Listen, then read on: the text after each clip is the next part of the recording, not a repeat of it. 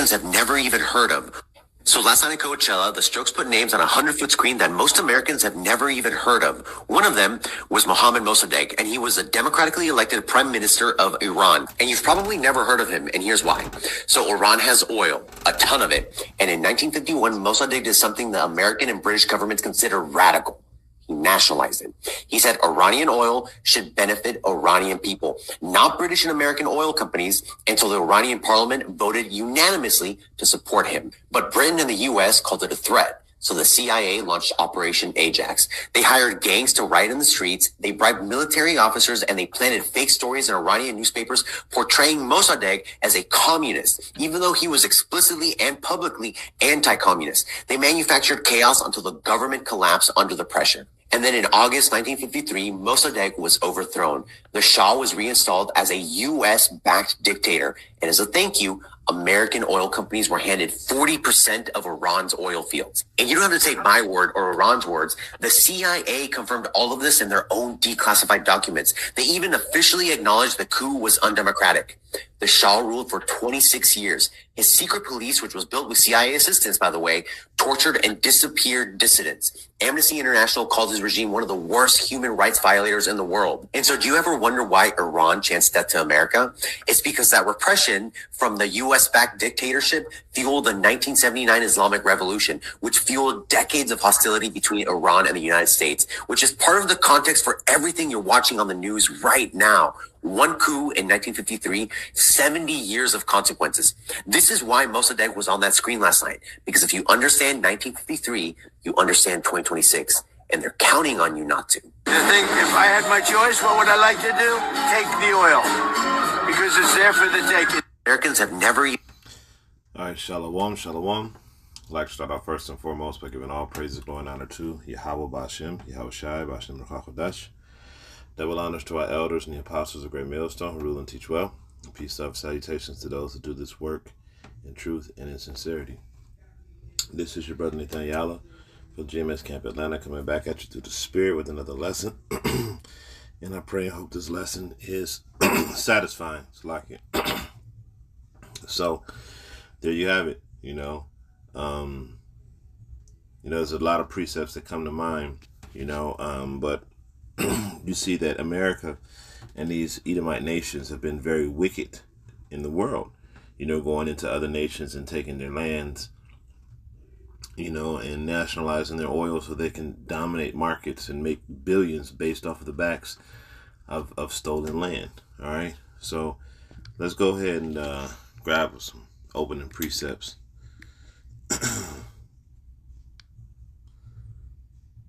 Now let's go to the book of Micah. Micah 2. This is Micah 2:1. It says, "Woe to them that devise iniquity and work an evil work upon their beds. When the morning is light, they practice it, because it is in the power of their hand." So they go in and they take lands and they oppress people because they have the power to do so. As I brought out, I think it's Wisdom of Solomon, the 12th chapter, where it says let the law of justice be. I think it's the 12th chapter. Let our strength be the law of justice. So basically, whatever we say is right. If we got the might to do it, then we right. Okay, and that's what Esau Edom has been doing for the last 100 years or so. He's been doing it longer than that, but he came over here and he took the land from the Native Americans. And but it's very noticeable in history now because we have the internet, okay, and the internet is reporting these things in great veracity, which means basically it with a lot of force, okay, and it's coming out. All right. So verse 1 again, it says, "Woe to them that devise iniquity and work an evil upon their bed, and work evil upon their bed. When the morning is light, they practice it, because it is in the power of their hand. And they covet fields and take them by violence, and houses and take them away. So they oppress a man and his house, even a man and his heritage." So You see, they go over there to Iran, and the heritage of these Iranians, which are the ancient Persians, right, is their land and the fruits that their land bring. How you gonna go over to another person's land and say that the stuff that's theirs belong to you? You know, this is, that's like you owning a house and you stocking your food up with food, and you went out and bought it, and then your next door neighbor breaks into your house and say, well, this is mine, this is my portion. Like, nigga, what are you talking about? You see? And they break in by force, and come in and take what you worked hard for. And even though, they didn't work for the oil, that land, the ancient Persians been living on that land the Iranians been living on that land since ancient times. Okay? Those are the Persians, man. They changed their name from Iran to Persia, I believe in, let's look it up real quick.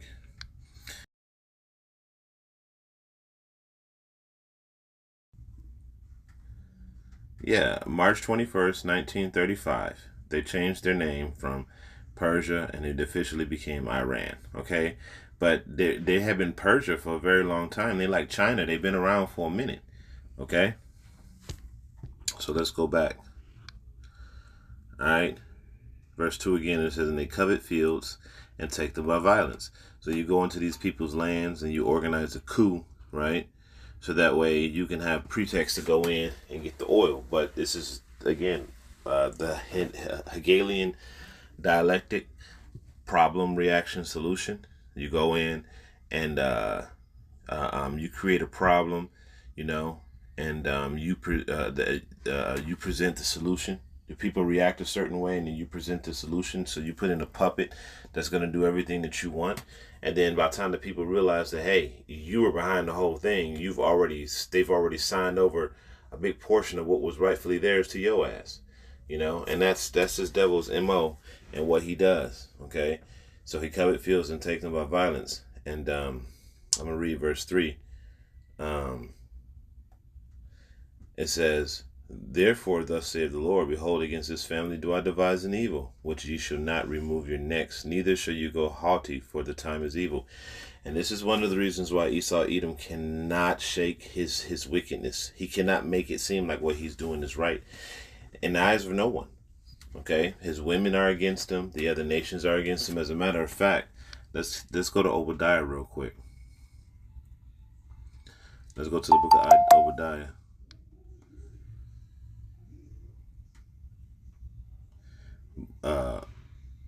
Obadiah 1 and 2, it says, behold, I have made thee small among the heathen. Thou art greatly despised. Okay? So Esau Edom is greatly despised amongst the heathen nations. All right? Everybody hates this devil, man. Like that show, Everybody Hates Chris? No, everybody hates Esau, man. Okay? He's greatly despised amongst the nations for the wickedness that he continues to do. And see, the thing is that you control the propaganda over here in the U.S., but you don't control the propaganda in certain parts of the world. So these people, these Iranians, are constantly reminding themselves of the evil that you've done to them, and then they compound that with the evil that you currently do. I mean, look, there's so many examples. You got Iraq, you got Afghanistan, you got Libya. You got Saudi Arabia, not Saudi Arabia, but you got Niger, you got Iran, all these different countries, and I think it's out of 194 conflicts, wars, United States have been in the center of 190 of them, something like that. And you can fact check the numbers, but yeah, with the overwhelming majority of the conflicts, United States has been involved in, right? But it's the same MO, like in Libya, first of all, if you really look at it, all the areas where there's constant war are areas where there's no central bank system. Okay, there's no central bank in these areas. All right, so that's one point right there, because in order for you to have absolute total control, like Amschel Bauer said, give me control over a nation's money and I care not who makes his laws. A central bank is necessary to be able to dictate policy to people because you control the money supply. All right. But when you look at it, America has gone into all of these different nations that I listed and destabilized their government for one reason or another. Like Libya. Libya was going to, I think they were going to get rid of their central bank. I can't remember exactly what, but there was a reason why Libya was attacked, and it had something to do with money. And that's the MO of every single country that has been attacked. Either they're not a part of the system or they've been trying to get out of the system, because they understand that with the total control over the money supply, you can manipulate and control the people. All right. And that's something that Esau Edom has been coveting for a very long time. And through this certain covetousness, the evil that he has done to all of the inhabitants of the earth that has been under his umbrella, have suffered and been oppressed. Okay. And these people are angry now, because Jake been getting it for a very long time. And now you other nations are getting it too. You know what I'm saying? And y'all getting it because Jake is about to stop getting it. The Lord is about to remove Jake, from our punishment, and y'all about to go into y'all's. Y'all don't think that y'all ain't gonna get y'all's from that's why I brought out Micah 2. Against this family do I devise an evil, that they should not remove their necks. Because why ain't they gonna remove their necks? They ain't gonna remove their necks because it's their time to be punished. These things are happening because the Lord is visiting this place. All right, so let's go to the book of Habakkuk. We're gonna go to verse 16, and then we're going to go back up to verse 2. All right. So Habakkuk 2.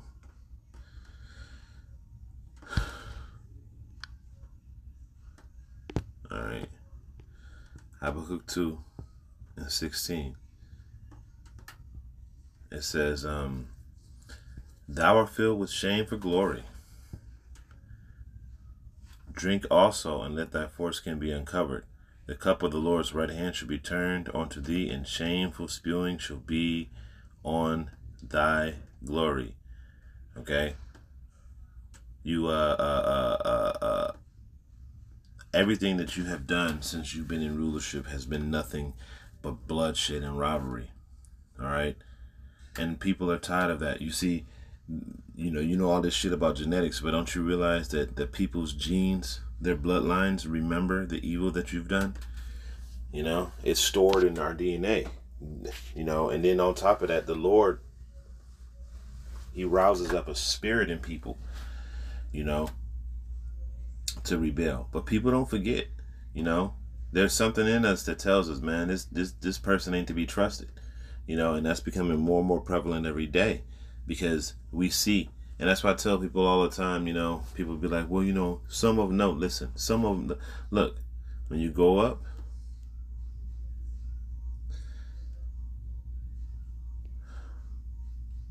start at verse 3.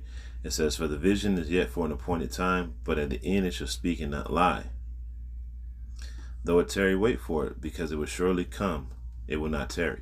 Now, I just said, we're at the end of this man's rulership. That's why all these things are happening. And it's going to come fast. And that's why you see things heating up more and more. They seem like they're simmering down. But all we're doing is waiting on this is for this last prophecy to come into effect, which is the Revelation 13 and 16, I believe. The mark, the 16 through, 18, 19. The M to the R to the K. All right. So, verse 4, it says, behold, his soul which is lifted up is not upright in him, but the just shall live by faith. You cannot make something that was genetically created to be evil good, which means that even though you may get one that may act cool and shit like that, and he may be cool his whole life, what about his son? That wicked seed is still there. That evil seed is still there. This is why the whole of Edom is going to be destroyed, because all of them are rotten. There ain't none of them that's righteous, including the women. Now the women may get to the point where they may say, hey, you know what? We're going to open up our legs and allow you to have seed through us, to birth seed.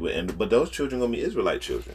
Okay. Them ain't going to be Edomite children. They're going to be Israelite children. But the Edomite woman themselves, that bitch through. Okay.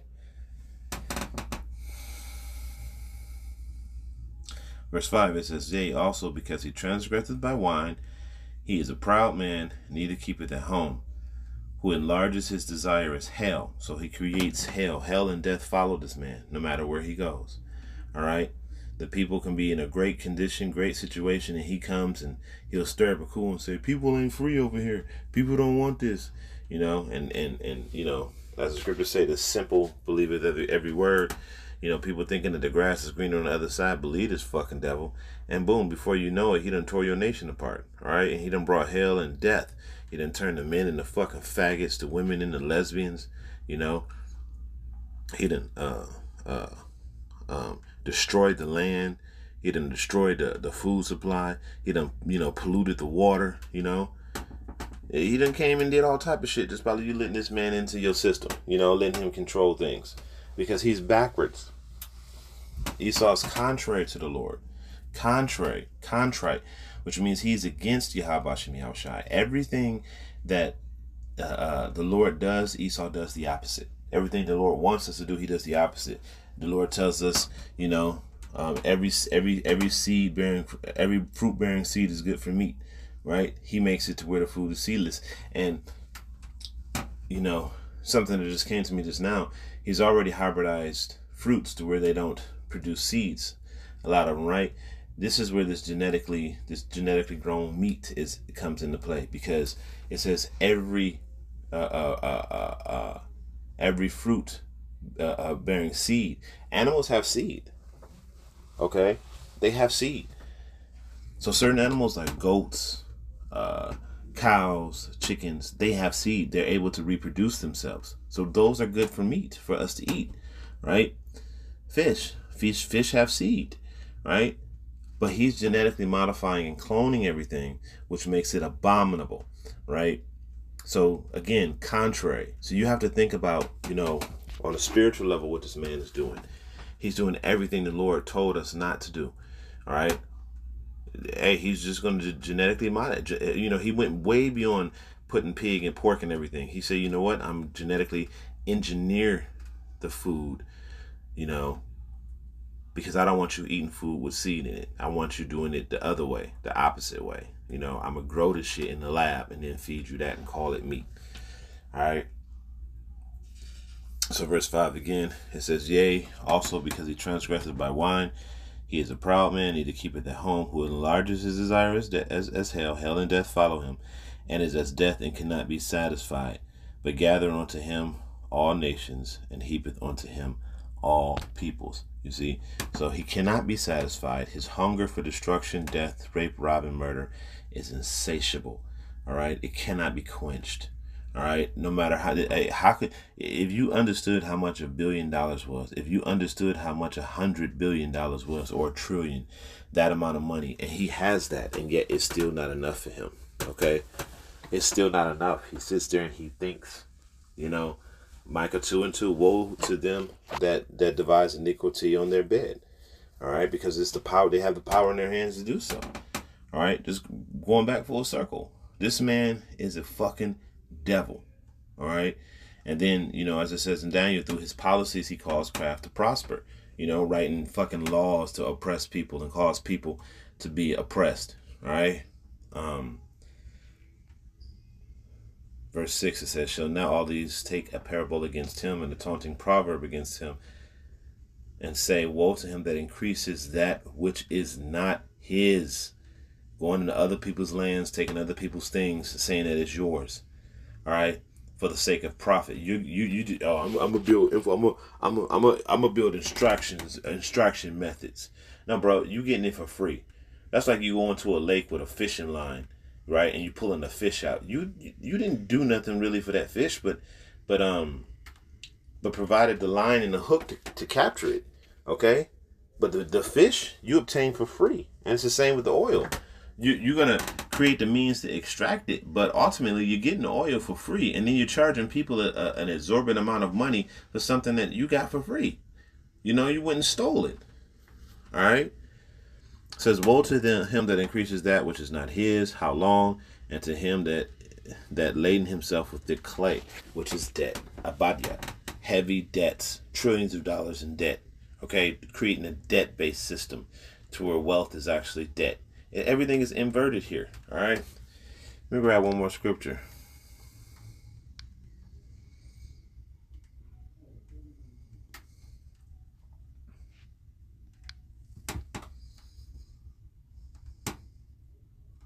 This is Isaiah 10. It says, "Woe to them that decree unrighteous decrees, and write grievousness which they have prescribed."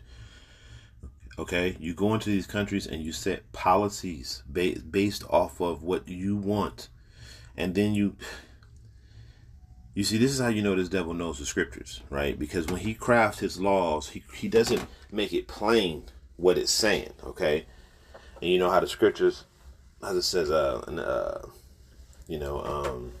line by line, here a little, there a little, So you got to go to one part of the scriptures to understand another part. So when you're reading this man's laws, he'll give a big paragraph and he'll say C section 2C or whatever, So that way it'll make it very difficult for you to understand. You have to piece the law together in order to get a broader understanding of what it is that you're saying. Okay, just like how the scriptures is. All right. So this devil knows what he's doing. So he goes in and he decrees and righteous decrees and write policies and make those policies and rules very difficult to understand, therefore very difficult to fight. All right. Yeah, a lot of times he creates policies without remedy. And, even though I'm under the same situation, Elder Malcolm mentions it all the time, Title 4D child support. Right. They make it almost impossible for you to get out of this shit. Right. And you don't even do nothing to get into it. So a lot of times that's all a woman has to give is your name, and then that's it. You own it. They don't give a fuck. These people are thieves and robbers, and these are all through his policies. Verse 2, it says, "To turn the needy from judgment and to take away the right from the poor of my people, that widows may be their prey, and that they may rob the fatherless." And this is going into Israel. However, it can be applied to everyone. Because this is exactly what he's doing to the other nations. He's robbing the other nations of their heritage, of their land. He's robbing the widows. You know what I'm saying? This is what this man is doing. He did it to us. And guess what? The curses, Deuteronomy 30:7. He gonna put all these curses on your enemies. You know what I'm saying? And all those that hate you. All right. So that's what's happening. All these curses are coming upon y'all. Okay, all the enemies that keep us down. What trips me out is how everybody don't want to be black, but everybody want to be black. Everybody hate Jake, but everybody love what Jake brings to the table. So they export the culture, like these Iranian videos, right? They use AI to synthesize these rap videos based off of artists that have been very popular in the past. Well, those are Jakes, you see? And just another, just a little side lesson, but, this is what they do. They, and it's all nations. You come in and you steal, the heritage of Jake, the culture of Jake, and then you hate Jake at the same fucking time, That's why I'm glad that the system, one of the reasons why I'm glad the system is falling, and I can't wait till this bitch burn. So, with that, I pray this is an edifying lesson, giving all praises going on to Yahweh Bashem, Yahweh Shai, Bashem Rakar Kadash. Until the next time I say Shalom.